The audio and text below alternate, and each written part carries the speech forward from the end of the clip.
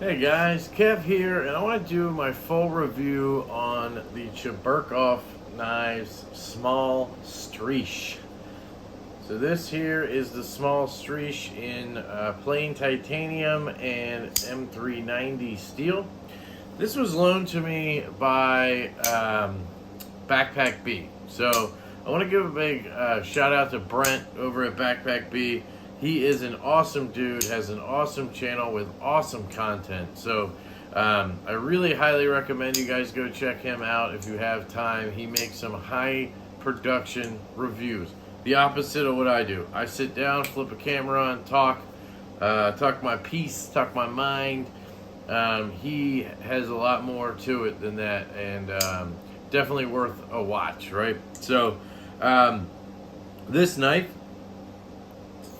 is incredible. I love this knife. So it's so weird to me that I could say that after when he first said, hey man, I'll send it to you. I was like, I mean, I've always thought it was a cool looking knife, but it only has one thumb stud.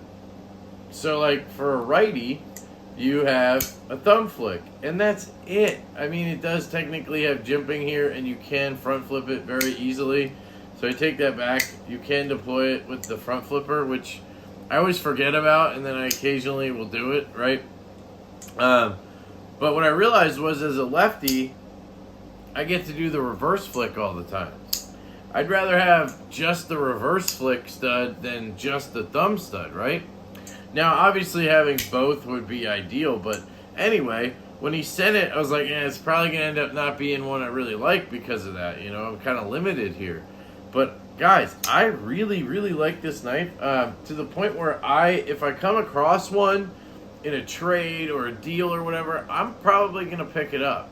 I'm not going to just go buy one right now online. I don't know if they're available.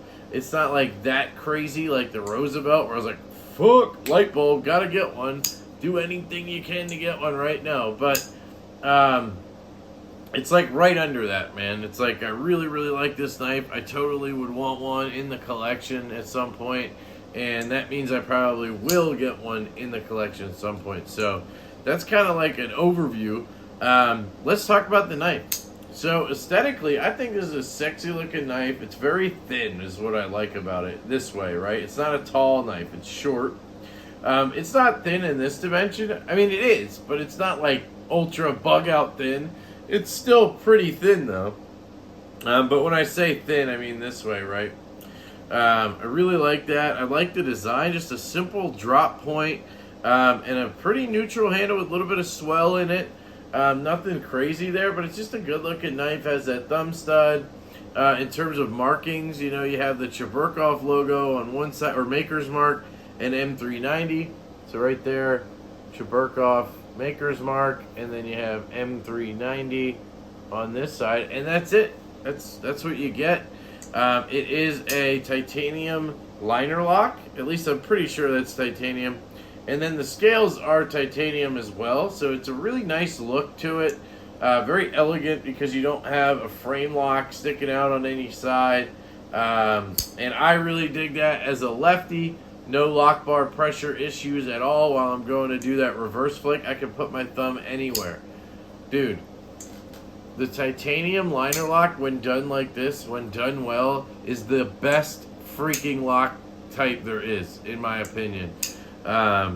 It's just so good, and it's so fun to play with because you don't have to worry about where your hands are at any point, right? It's awesome. So that takes us to ergonomics. Well, real quick, the blade finish is like this, I don't know what to call it. It's like a bead blast, a very light bead blast. It's very well done. It's not a satin, it's not a stone wash, at least I don't think so. It's beautiful. They did a great job on it, and it matches very well with the titanium scales and titanium hardware that's all kind of blasted as well, right? The clip there, very well done there. So ergonomics, man, this thing, I have a large glove size hand, and it just, bang, perfect.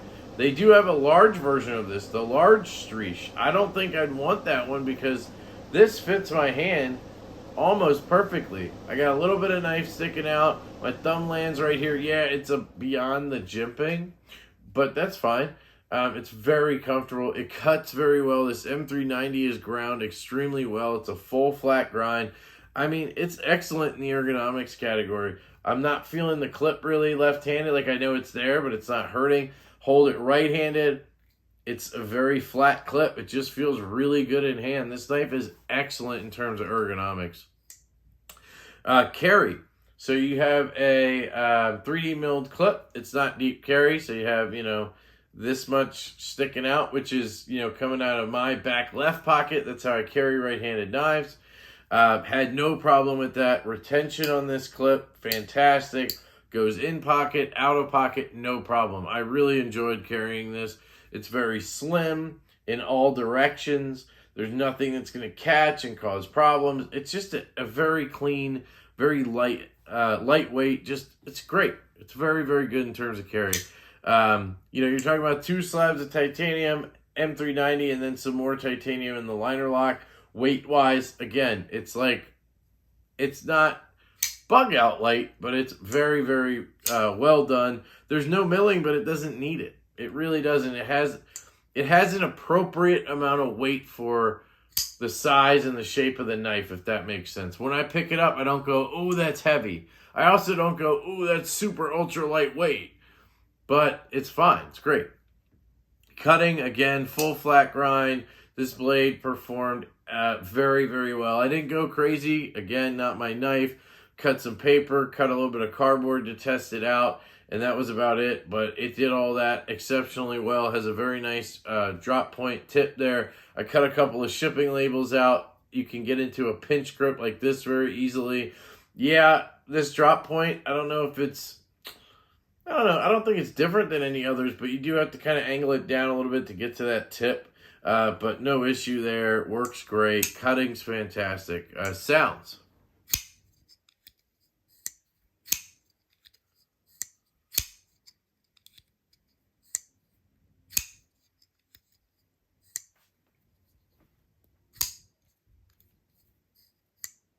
Excellent. I very much enjoy the sounds. It's not like uber loud, uber acoustic, but has a very nice thwack, very nice thud on the out. Sorry, on the deployment and on the close. Super soft, but you can see it sucks it in there.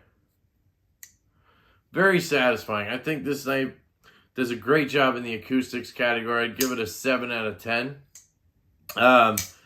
Action. So this is an interesting one for me. I very much enjoyed this knife, yet it has a very light detent, which is interesting, right? Because you think, me being the detent diva and having issues with light detents a lot, that it would bother me a lot. And it bothers me to an extent because I know it's there. I know it can be failed, but if you give it the flick, it goes, right? The way you're angled under the stud, it shoots out, and I don't have any problems with that. And then it does have this kind of front flipper feature, which I think they knew what they were doing when they did that. And you can't have too strong of a detent for that. So I think it makes sense. And I have heard from other people that they have one and the detent is perfect, like it's not too light. And maybe it's just me thinking this detent is too light, when in reality, it's perfectly fine, right? And I think it's kind of a matter of that. It's me, right? Because if you do the front flip left-handed, if you do the reverse flick left-handed, it shoots out every time. No problem. Especially the thumb flick right-handed, bang. It bangs every time, no problem.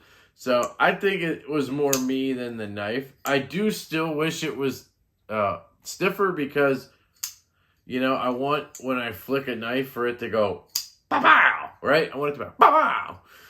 This doesn't do that, but it's very satisfying nonetheless. It's excellent in terms of deployment. I very much enjoy these thumb studs. You can get a good grip purchase on them. And because of that detent, you don't have any issues with it tearing up your fingers. You do have to be careful if you're left-handed. Now, again, this comes in a version with 2 thumb studs. I would recommend that to anybody, no matter what handed you are, just because you get more fidget factor. Who doesn't want that? And what is it? you know, you have another stud sticking out a little bit on this side, not going to hurt anything. I did have times where, as a lefty, I go to reverse flick it, and I kind of would get my finger caught. Now that I'm used to it, I can't do it. But when I was originally doing it, I would get the blade caught on my finger somehow, or I don't know what I was doing. If the stud right there. So here it is. I was holding my finger like this, and when it comes up, my index finger is catching that thumb stud and stopping it from deploying. So you just have to make sure that index finger is down a little bit. I just kind of put it down here, no problem.